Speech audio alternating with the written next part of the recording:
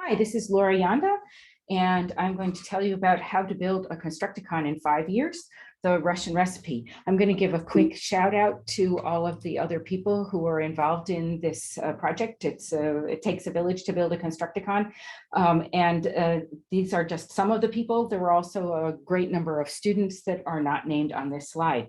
So what we want to do in this talk is we want to get you excited about building Constructicons. We're going to tell you why you should do this, how we did it. We're also going to reveal to you a classification of constructions that emerged from our work. And we're also going to show you the resource that we have created, which is a Constructicon for users.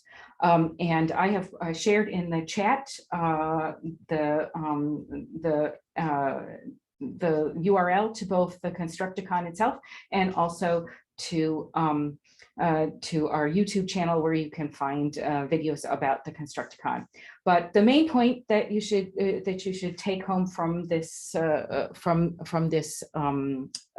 presentation is that we take very seriously Fillmore's claim that a language is a Constructicon.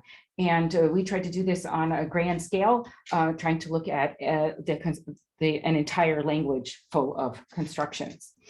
So first, why should we build a Constructicon? We should do this both for ourselves as linguists so that we can have better descriptions and extend our theory of construction grammar. Particularly at this conference, there have been a lot of talk about lateral relations and in general relations among constructions, and I think that this work does a lot to extend those theoretical directions, and also to facilitate cross-linguistic typological comparison. We should also do it for people who are learning languages so that they can achieve greater proficiency, understand the context of use of specific word forms, and to fill in gaps in current language resources and pedagogy. So to go in a little more detail in that first point, the theoretical premises are that we have to date many studies of individual constructions and small groups of constructions, but we don't know a lot about entire systems of constructions and how an entire language can be represented. And so when we need a relatively large inventory of constructions from a single language and then ultimately from multiple languages in order to really make sense of what a Constructicon is. Some of the research questions we can ask along the way are, what are the major types of meanings that grammatical constructions can encode? What semantic types of constructions are tested more often than others, and especially how do these various constructions form a coherent system? What are the relationships among constructions? So those were the reasons for linguists. For learners, this is more about filling in the gaps in what they learn, because most of the existing resources, such as textbooks and dictionaries and such, don't give adequate coverage of constructions, especially multi-word expressions, which are the type that we are focusing on here. Here's a kind of an example of the various levels of constructions that we have with Russian examples, but in our Constructicon, we are focusing primarily on multi-word expressions with open slots like this VP pod NP accusative, like Anna tantsivala pod muziku, she danced to the music. So here's a little bit about how we actually built our Constructicon. Looking back on this process, we can see it in three phases here. So there was an initial inventory where we sort of grabbed things from our own experience as teachers of language, and collection from textbooks, scholarly literature. There was also a crowdsourcing that went on. And then we got about 660 constructions that way. Then we turned to the corpus, and this involved both reading through things in the corpus and also using multi-word expressions that could be identified on the basis of the Russian national corpus. And we added another 427 that way. At that point, we had reached kind of a critical point with over 1,000 constructions where patterns began to emerge, and our classification system began to stabilize to the point that we could then use those patterns to sort of turbocharge the expansion of our Constructicon. And then in a very short period of time, we more than doubled the size of our Constructicon by taking little groups of constructions that we had found already, and then searching for synonymous, antonymous, and other constructions that were similar in terms of anchor words and semantic classification. So there are a lot of practical considerations. Perhaps the most important was that, to begin with, of course, this Constructicon kind of looked just like a jumbled list, but we wanted to reveal the real structure that exists in the language that holds the Constructicon together. And we did this by working on our classifications. Other Constructicons are mostly connected closely to FrameNet. A little bit more about that on the next slide. But we actually went beyond FrameNet. So, and the reason is that the argument structure constructions that are such a central focus in frame semantics are only a small piece of the pie in the database of constructions that we collected. You see here they account for only 8%. So our Constructicon includes a larger variety of conventionalized form meaning pairings. And we understand these as being kind of in a process of sort of like quasi-grammaticalization. And our classification, though, is not something that we just created out of whole cloth. It rests on various classifications of universal grammatical inventory discussed in various typological studies. We can name Bybee and Melchuk, among others. Here's a little bit more about our overall approach. Our aim was to analyze constructions in their own terms. So we're building this sort of bottom up, collecting constructions and then seeing what sort of patterns emerge rather than imposing them from on top. So we annotated individual instructions. This was carried out by a panel of workers that worked over a long period of time and reached a consensus. Of course, the classification evolved over time, and this meant that we had to sort of iteratively go back over the Constructicon and make amends. We verified also our results against typological studies of grammatical categories, because we find that some concepts are expressed by grammatical categories in some languages, but by constructions in others. So here is an example of mirative meaning, which can be expressed grammatically as a verbal category in some languages, but in Russian is expressed by a construction. This construction is literally with imperatives, like second person singular imperatives. So literally this sentence in blue here would be Ivan, you take and you buy, but Ivan is not being addressed here. Yeah, a new car.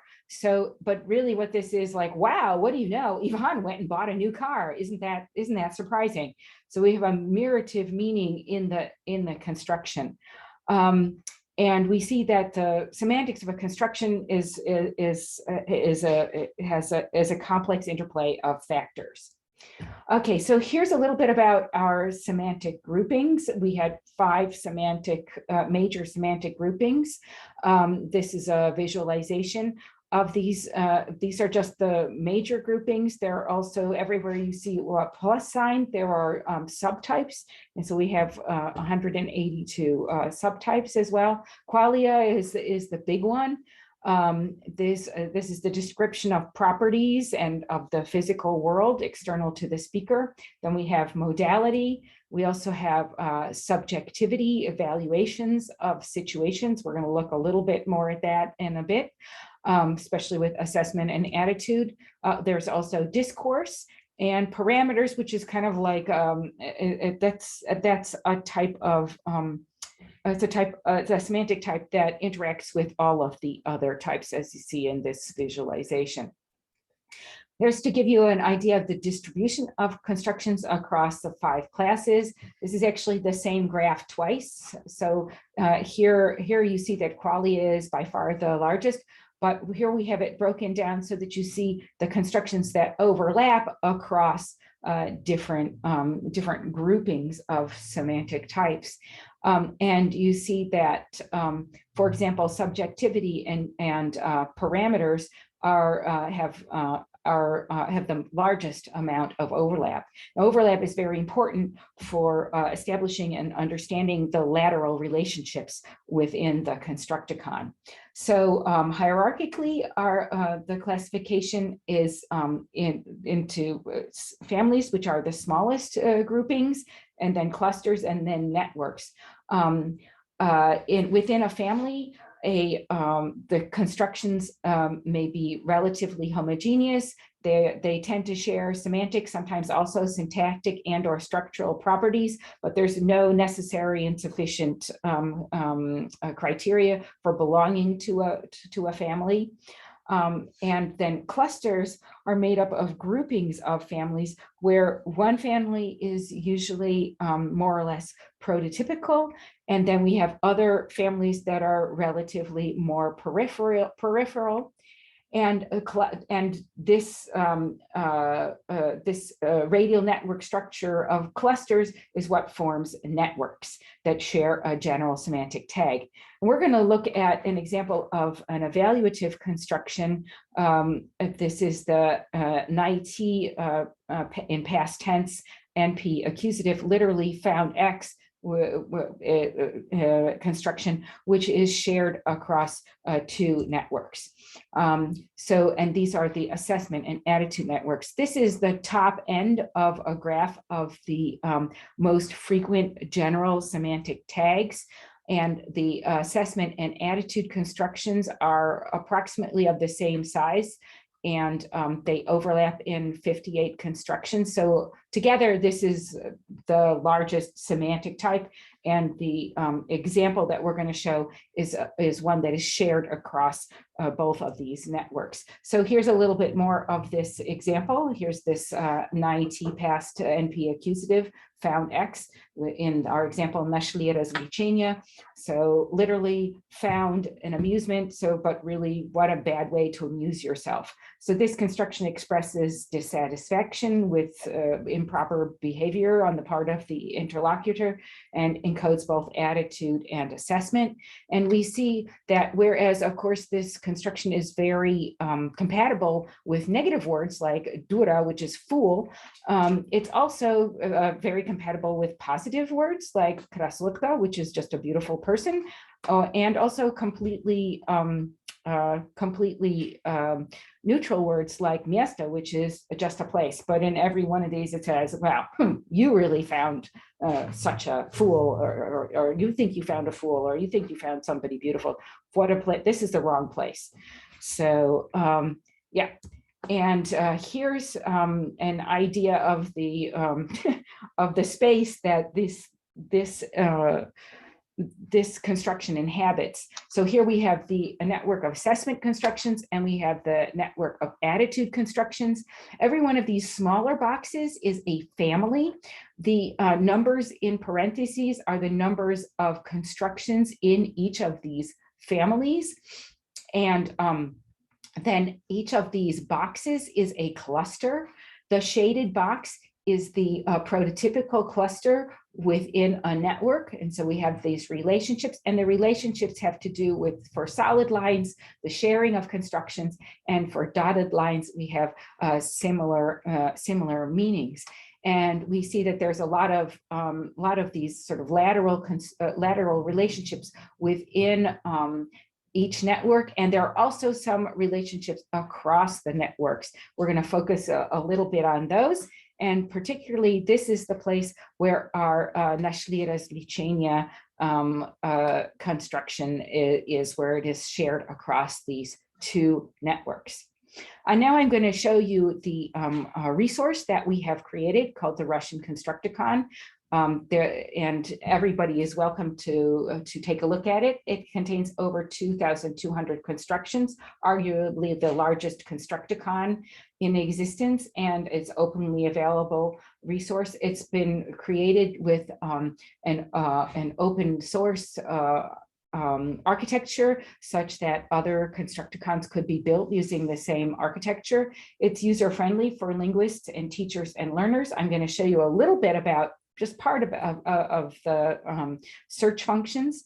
And yeah, so here we can, here's only a brief sample of some of the ways that you could use the Constructicon. So you can go to browse, and then you can browse through constructions and you can click on a construction. Alternatively, you can also write some anchor words or some parts of some like case names, for example, in the search window.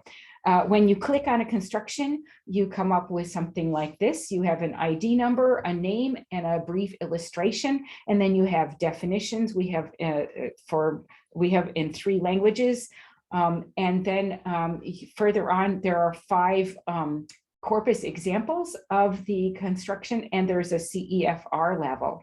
You can then click to get further information. And then you can get syntactic information, morphological information, and also there is semantic information about the construction. Another thing you can do is you can go to the advanced search window, and there you can combine any and all kinds of tags. You just drop down all of these menus and select from them. So here, for example, we've combined bicausal construction with contrast, and the results have come up in this window. And then we can click on any of those and then see the construction as we saw before. An option for teachers is that you can find all the constructions that are at a given level by going down here and clicking among the CEFR levels. Another option for teachers and learners is to go to the daily dose button, where you can get 5 random records for your level. So here, for example, we've chosen the B1 level and asked for 5 random records. And then you can click on each of these and say, okay, now I'm going to learn today my 5 random Russian constructions in order to get better at Russian. So here are some conclusions. We are focusing on multi-word expressions with open slots that are otherwise inadequately represented in standard resources. We've collected over 2,000. There are certainly more, maybe twice as many such constructions that form a complex system. Once we had gathered a critical mass of around 1,000 constructions, systematic patterns emerged that facilitated more efficient collection and classification. The next step was to create a user-friendly access for this database that can address the needs of both linguists and learners. And we believe that this classification is potentially comparable across languages, facilitating future efforts in linguistic typology. And that's the end of my talk. Thank you very much. And I'm going to stop sharing and also turn off the record.